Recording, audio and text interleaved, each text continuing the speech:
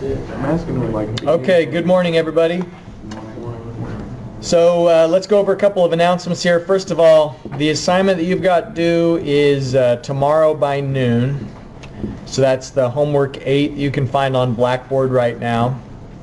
I thought that we might have a quiz today, but we actually have 2 topics to cover today, and so we kind of already had a pretty packed schedule. So instead, I decided to have the quiz on Tuesday and announce it in advance. Sometimes those are pop quizzes. This one I want to just let you know about in advance, and so you can be prepared and definitely be here for that one. And then looking a little bit further into the future, keep in mind that your project is due on the 12th of November. I got a good question after class last time. Someone was asking about, you know, when you're estimating expenses, how to balance setting a budget versus actually doing the research to find how much things cost. And sometimes it can be an iterative process of figuring out what your expenses are, because you may in the first case decide, well, I only want to spend $1,000 a month on all my expenses. But then as you start adding things up and you look at individually the rent, the food, the utilities, you realize it's not going to fit within the budget that you initially had in mind. And so then you have to change your budget, and then you go back to the expenses again, and maybe now with a higher budget that allows you to increase the amount you're spending on a certain thing. So sometimes you can do a little bit of a back and forth, and even that iteration can continue into when you look at year by year how much you're able to save and how much you accumulate. I've had students do the project before where by the time they retire, according to the estimates and the projections, they have something like $10 million saved. But it's because they were living like a hermit. You know, they were spending virtually nothing. They were living an entire life of poverty, and then here they die, according to the spreadsheet, with $10 million in the bank. So it just doesn't make any sense to do something like that. You got to live a little, right? You know, buy yourself a Winnebago, go on a vacation. Don't drink powdered milk. You know. What's that? I said spend every penny. Spend every penny. Exactly right. They don't need any money. Yeah. They can get a job. Default on all your loans. All right. Good sound economic advice from Dr. Wade. Leave your son a check that's going to bounce. You got it. I'm glad. I'll put that on the final exam. I can tell you've listened. You've listened. So today we're going to be covering another kind of incremental analysis. It's the annual worth method, and then we're also going to talk about benefit costs, which really changed things up quite a bit. So we'll get into that. Now, you've learned the annual worth method before, but this is annual worth analysis. And remember that broadly speaking, the method is just a way of finding out the value of something in a different time frame. And so in the present worth method, if we have a cash flow diagram over many different years, the present worth method takes all of those future amounts to the present. In the annual worth method, what we've been doing is taking any amounts that aren't already annual, so maybe an initial purchase price or a salvage value. We take those amounts that are lump sums and we convert it to an even annual worth amount. Now, when we're doing comparisons, sometimes it makes sense to compare items on their annual cost rather than on just the single initial purchase price or on a present worth. There are a lot of equipment items that companies just plan to buy nowadays on a subscription basis. It's becoming more and more common, for instance, to pay for software on a subscription basis. You know, here at Marshall, the university has an agreement with Adobe where students can get access to the Creative Cloud software for an annual fee rather than in the past having to pay a huge lump sum all at once. Microsoft is going to a subscription model for their Office suite, where in the past businesses would pay, I don't know, like $500 or $600 to Office to purchase Office, and then they'd use it for as many years as they wanted to until an upgrade came out. Now, I noticed last time I downloaded Office for my computer, they were saying that if I wanted to install it at home, then I'd have to pay an annual amount rather than a single one-time purchase. So that's true in software. It's also true in some equipment items. You know, computers are now being updated so frequently that it's pretty common to, instead of buying it all at once, it's just an annual expense, or I guess maybe a a more precise way to mention it would be it's a recurring expense. You know, it doesn't necessarily have to be once per year, but the idea is just that there are periodic payments rather than a single purchase price, and then at the end of the useful life, it's disposal. So sometimes we want to compare things on a year-by-year basis. And the way that we can pick which alternative is best is we'll do an incremental analysis on the additional investment required to purchase the more expensive alternative. So do you remember what was the decision criteria when we did incremental analysis in class on Tuesday? How did we know which one to choose? One has the higher positive A value. Well, remember incremental analysis, we were looking at rates of return. Basically, we look for which one, we compare both options, we compare which one had the highest rate of return between the two. Nope, it's not the highest rate of return between the two. You see which one compared to the MAR, and based on that, it's either, if it's above it, the next option is better than the previous option. If you, when you add them up and then take the IRR of that. Okay, that's mostly right. I want to just clarify one thing. So we compare the rate of return of the option to the MAR for initial screening, and then we look at the rate of return of the difference between two options and compare that to the MAR. And if the rate of return of the difference between the two is greater than the MAR, then we choose the more expensive option. So we have to be really clear that what we're distinguishing between the rate of return of the option as a whole or the rate of the return on the difference in cost and revenue between two options. So the increment. So are we talking about the rate of return of the alternative or the rate of return of the increment? So here what we're doing is, again, we're going to analyze the increment. We're going to look at the difference in all of the factors: the initial purchase price, the salvage value. We're going to look at the difference between the annual costs. And so annual costs may be like fuel costs, maintenance expenses. It may be that there are even a few lump sums during something's useful life. Maybe halfway through a useful life we have a single refurbishment expense. And so what we have to do for all of those things that aren't already an equal annual amount is we have to convert them to annual amounts, and then we do an increment between the two.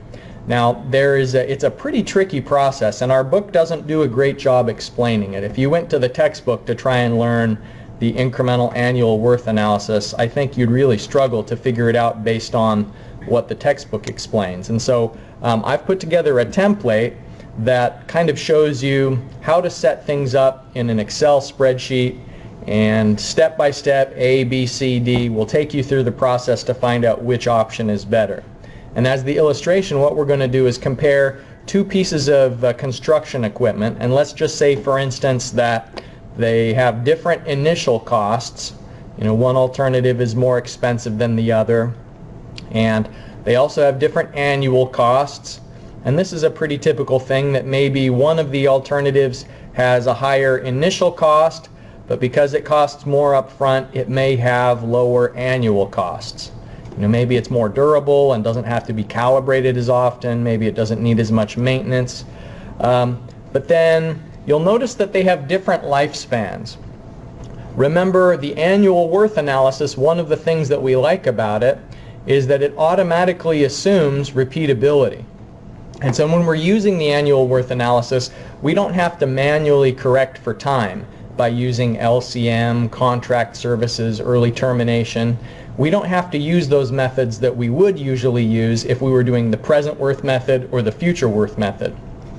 When you annualize things, when you find the equivalent annual cost of each alternative, it's automatically assuming that you repeat the option as many times as needed so that they sync up with regards to time. So this difference in lifespan, you are going to have to consider the lifespan, for instance, when you take the initial cost and spread it out over a uniform series. And you'll have to consider the lifespan when you do the same thing for option B, for the initial cost, and also the salvage value will have to be converted to an annual series. but we don't have to repeat option B 2 times. That isn't necessary. Okay, so this is the comparison, and here's the template file. So open up Excel. I'm going to hand out the paper here in just a second. But set up your spreadsheet value. Set up your spreadsheet formatting so that it roughly follows this same process, and give it the labels for each row that are indicated here. This, I think, will serve as a pretty useful starting point when you do the homework assignment that's related to the incremental annual worth analysis as well.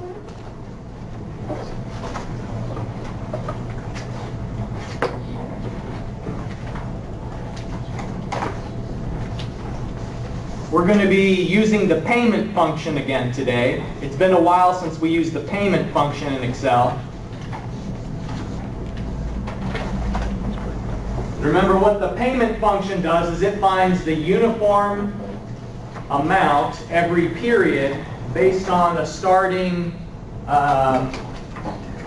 initial cost, and you can also, in the same function, you can also put the future value, the salvage value. So the payment function can have the initial cost and the salvage value at the same time, and it'll find the equivalent annual amount from that.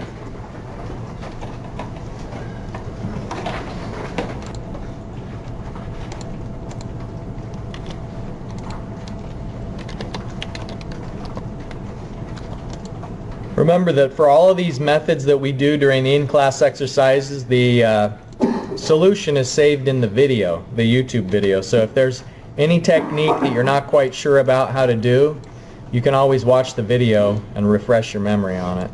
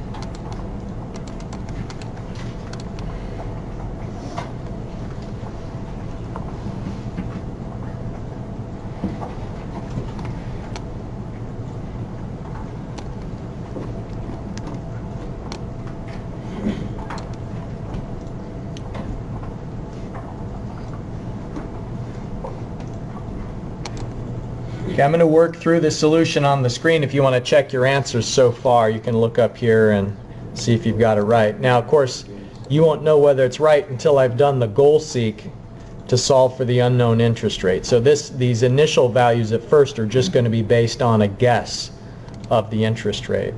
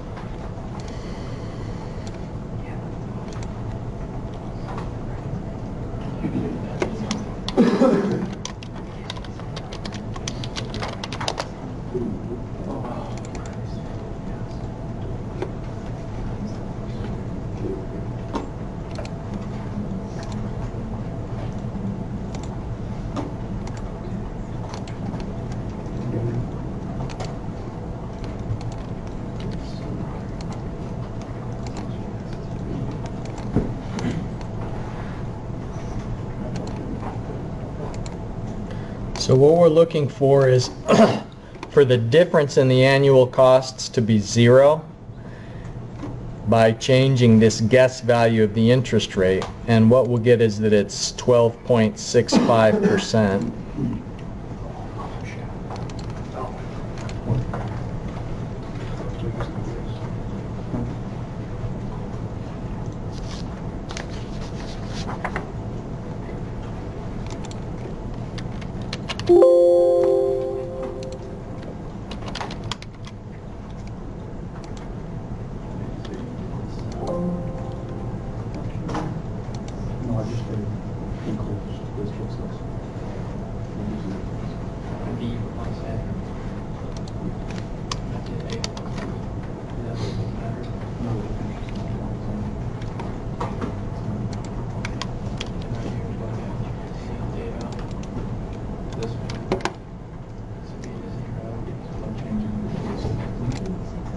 Now, whether you put the negative sign into the payment function depends on the formula that you use here in the sum of the annual costs.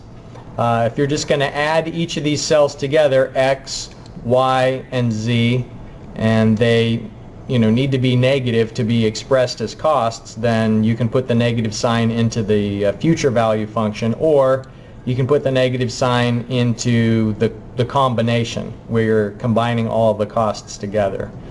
Now, all we're looking for is for the difference of option A and option B to be negative. So since these are all costs to begin with, except for this single salvage value, we could just take it as a given that when it says cost, that means a negative amount. So you don't absolutely have to put the negative sign in if the description is already defining something as a cost, meaning an outflow. But the basic idea is that we iterate this value of the interest rate, keep changing it until the difference of the annual costs is zero, and then what that represents, this 12.65, that's not the rate of return for option A. It's not of the rate of return for option B.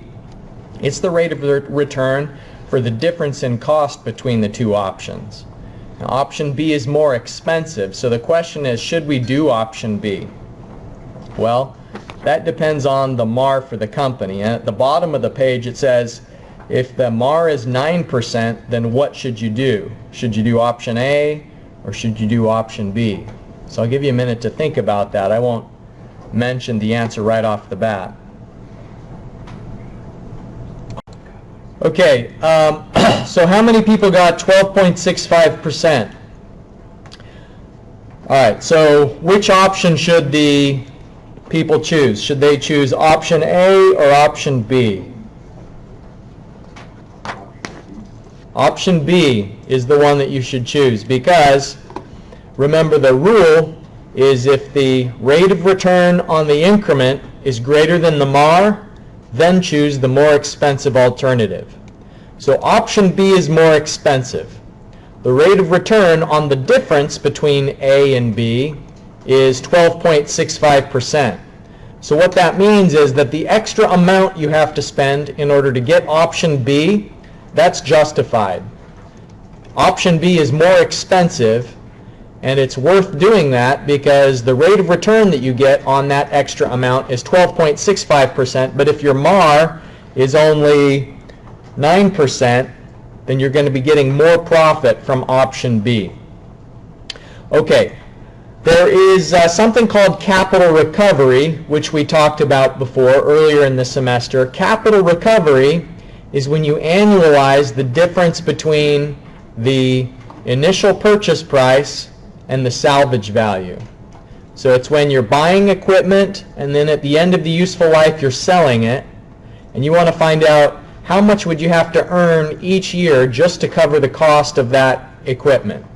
And what I wanted to point out is that when we do the payment function, we can put in the initial purchase price and the salvage value into the same payment function, and it'll return the capital recovery. And so in our case, just for simplicity, I suggested that you annualize the salvage value separately from the annualization of the initial cost. But we could add it together. For instance, in option B, if we combine together the annualization of the initial cost and the annualization of the salvage value, the combined capital recovery is $3,354. Well, we could also do that instead of in two functions, we could do it in one. So the payment function, where we're going to do this rate that we've now calculated, option B is for 5 years. And so we simultaneously both put in the present value, the initial cost, and also the future value, the salvage, into the same function. Then it's going to return, what did I do wrong here? This is negative on PMZ. Yeah, that shouldn't change the salvage value. Oh, I put in the annual equivalent. I need to put in the actual purchase price as the initial cost. All right, so let me move that up. All right, so what we have in here is the interest rate, the number of years, the initial purchase price, and the salvage value. And so it's going to find like the net annual equivalent of that. And so it's $33.54, the same as if we calculate the annualization of the salvage value separately from the annualization of the initial cost. And so again, that idea, that concept is called capital recovery. Okay, so now you've seen the incremental annual worth analysis method. That's on the homework that you have to submit tomorrow. Next, we're going to talk about the benefit cost method. Are there any questions before we move on from the incremental method and go on to benefit cost? Yeah. All right, so when we're looking at the incremental annual worth analysis, are we still doing it B minus A since option B was the higher initial cost? Good question. So he's asking, do you have to sort it on, having the more expensive option on the right, the less expensive option on the left? I think that's a good habit to be in. But since we're looking for a difference to be 0, it wouldn't matter if we had the more expensive one on the left and the cheaper one on the right, because whether the difference is initially positive or negative, when it does the goal seek, it's just going to be taking that to 0. So strictly speaking, it doesn't matter if you have one on the right versus one on the left. Jeffrey? So how do you use the negative 3, I missed that. How do you use the negative 3,354? Or? This was when, instead of calculating the annualization of the initial cost, X was I was taking the initial cost to an annual value. Z was taking the salvage value to an annualized amount. So we did it in 2 separate steps in this spreadsheet. What I was demonstrating is that you can do it in a single step, that you can put both simultaneously the initial cost and the salvage value into the payment function. It can handle both a PV and an FV at the same time, and it'll find the net difference between the two. Okay, so far this semester we've been focusing on maximizing a company's profit. We've kind of simplified things, and that's really been the only consideration between the options that we've selected. Option A and option B, we've just assumed that the only differences between them were differences in how much money they could generate. And for companies, maximizing profit is kind of the prime objective, but there are limits to that I've hinted at before in previous classes. I've mentioned, for instance, that there are social factors. And so when it comes to donating food aid into a place that's having a famine, that doesn't maximize profit, yet people do it. And when it comes to guardrails along a highway, and these are expensive to put up, steel is costly, and so putting in safety measures doesn't maximize profit because it's just making a road more expensive than it otherwise would be. Putting in sound barriers doesn't maximize profit, but there must be some compelling reason to put in a sound wall next to a highway, even though it's costly to do. Likewise, if we just did what's cheapest, we wouldn't bother to landfill garbage. We just throw it into the river. But this picture is a picture of a river in India, and here in the United States, our rivers don't usually look like this because we have made the decision that we're going to spend money on landfilling waste, and so it's not the most profitable thing to do, but we're balancing profits with other considerations. And so the point is it's not always just about the money. Maximizing profits is an important goal, but there are other factors that businesses, governments, nonprofits have to balance. And so in public sector projects, those are the types of projects where more often profit isn't a motive. And so if you think about some of these different types of projects, like highways, bridges, hospitals, sewer lines, there's a lot of different project types where maximizing profit may not be the primary objective. So take, for example, the water company.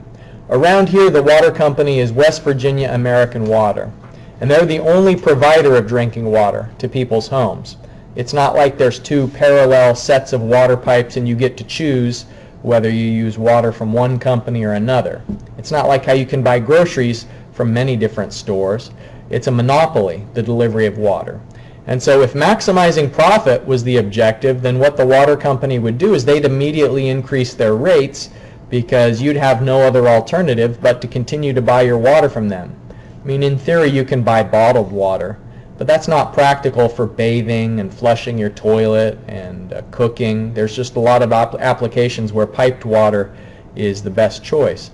And so the reason why they don't just increase their prices is that utilities that have a monopoly are regulated by the Public Service Commission here in West Virginia. Even though it's a for-profit company, there are limits to the amount of to their rates. It's set by kind of a negotiation and a review process operated at the state level. So each of these projects are of a type where it's a public sector project, and so it's either owned by the public or it's set up to maximize public welfare. And so if profitability isn't the main objective, we have to have some way of comparing alternatives that is quantitative and is repeatable, but we have to have other tools for picking options if we're not just going to be maximizing the profits. Now, just to compare and contrast some of the difference between a public service project and a private project that's operated by a company, normally public projects are relatively large in scale. Our state government, the federal government, doesn't generally bother doing small projects like developing a strip mall. That's a relatively small investment, and so that's left to private companies. But the public entity, like the state government, would do a larger project that has a really long lifespan. So if you think, for example, the New River Bridge. Bridge Day's coming up soon, so if you've ever been out there, you'll know it's just a really huge bridge. It was really expensive to put into place, and it's lasted for a long time, and they don't have any immediate plans to tear it down. And so part of the reason why the public is charged with preparing projects like that is there's no toll to go over the New River Gorge Bridge. There's a really long time frame for recovering the cost of it, and it's usually paid for by just collecting taxes from people, and some of the gas tax on fuel that's purchased in West Virginia goes towards transportation projects like bridges. And because governments are usually considered relatively trustworthy and they repay their debts, usually the interest rates that municipal governments and state governments have to pay to borrow money is much lower than private companies, which are sometimes considered to be more risky investment.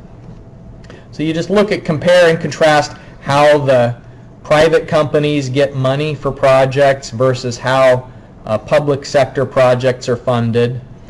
Some of the more important comparisons and differences is that in a public project, instead of just looking only at the rate of return and profitability, there's lots of different criteria, and there's different factors that are considered when choosing which alternative is going to be done. There may be things like minimizing noise, minimizing pollution, delay, looking to put new services in communities that historically have been underserved.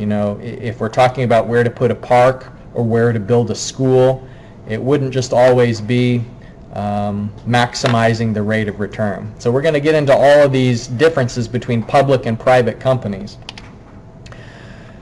The benefit cost analysis is a way of sorting alternatives in public projects. And the reason why is that there's a lot of public projects that don't generate a profit.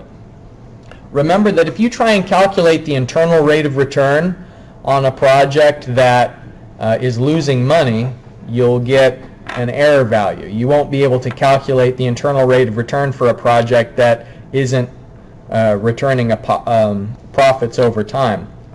And so what we have to do is monetize the benefits and monetize the disbenefits of each aspect of a project. And so if you look at putting in a roadway, the benefits of a road would be that people can get from place to place faster than they could before. Or maybe the benefits of a new roadway improvement like the guardrails, for example, maybe the benefits of that is that fewer people are going to be injured in an accident or killed in an accident on a road compared to if the guardrails weren't there. And so we look at all the possible benefits of doing a project, and we try and find some way to monetize those benefits. So we describe them in dollar terms, even though an enhancement in safety or an improvement to the environment isn't directly related to money. For example, a little kid that's playing in a park isn't paying money to play in the park. But when we do a benefit cost analysis, we have to come up with some sort of a dollar equivalent of people using recreational facilities.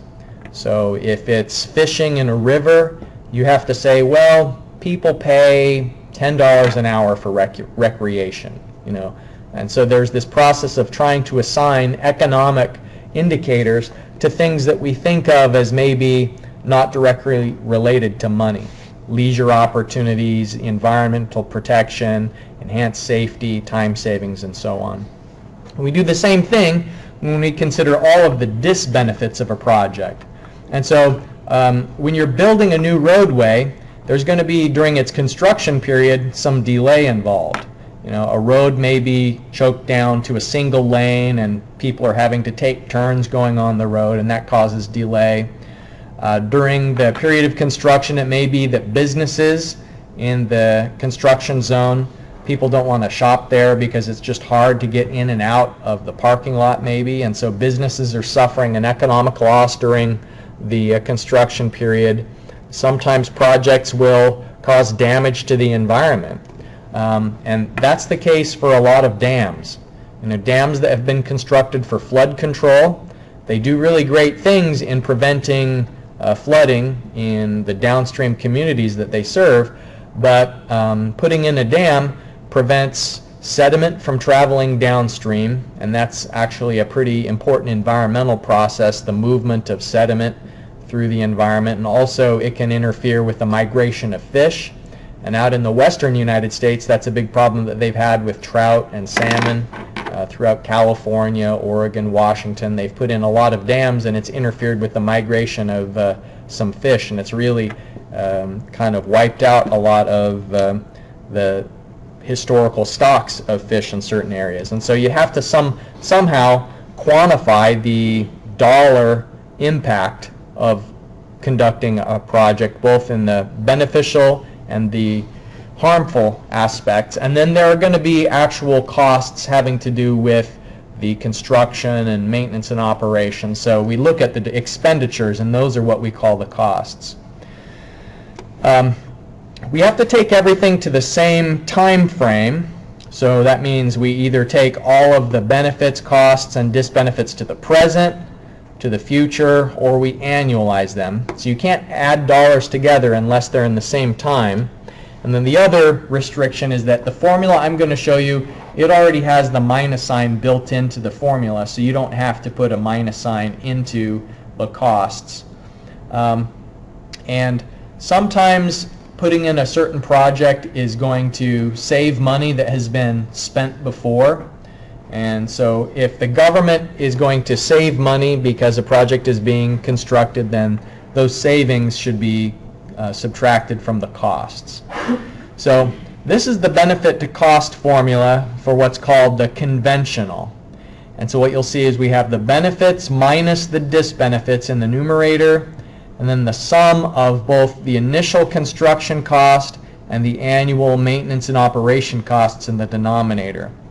And the decision criteria for this is that if the benefit cost ratio is greater than or equal to 1, then the project can proceed.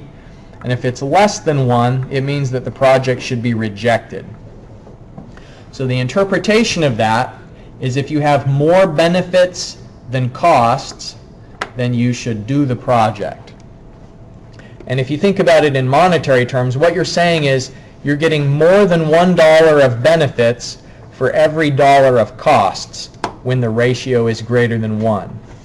But if the ratio is less than 1, it means that you're spending $1 and you're getting less than $1 in benefits for the project, and so you shouldn't do a project unless you can get more than $1's worth of benefits for every dollar of cost that you spend. The modified benefit cost ratio has the same decision criteria. It should be greater than or equal to 1, but in the modified formula they put the maintenance and operation costs up in the numerator rather than in the denominator. The only thing that goes into the denominator is the initial cost. And so we'll usually, in a big government project, look at both conventional and modified just to see how things are different, but it'll never be a yes according to one and a no according to the other. They'll always have that same point at which they go from positive to negative. It's just the ratio itself may be higher or lower one versus the other, but they'll always either be acceptable or unacceptable by both formulas. And you'll see what I mean as we work through today's in-class exercise. There's one other way to analyze projects, and that's from the perspective of a private partner. And sometimes governments will do these projects on their own, and sometimes they'll enter into a contractual relationship with maybe a company that operates for a profit, or even an NGO, which is a non-governmental organization. And the people who don't incur the disbenefits, the disbenefits of a project like noise or dust or delay, the people who experience the disbenefits are the general public.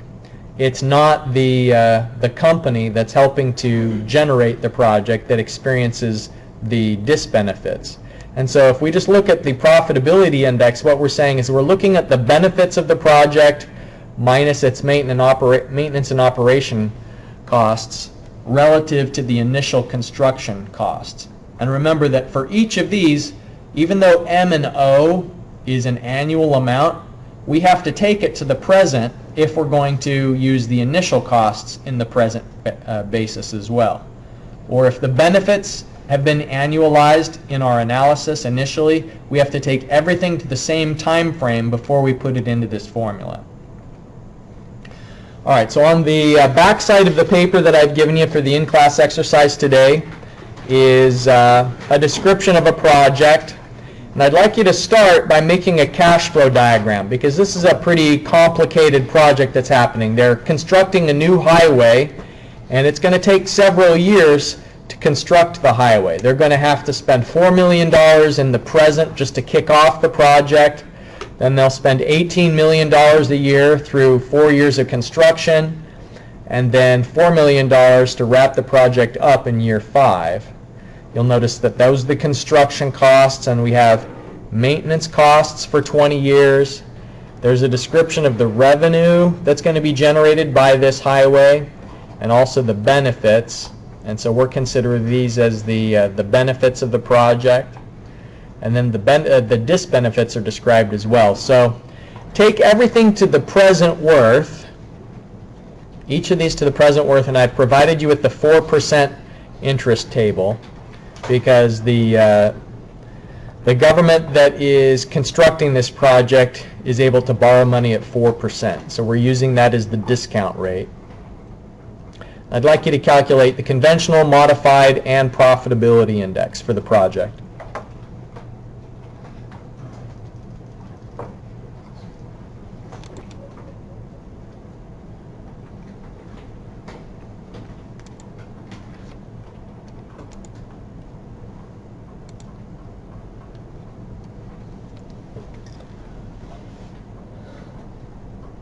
So if you want to check your answers so far, the initial costs are going to be the $4,000, excuse me, not $4,000, $4 million that's already at the present.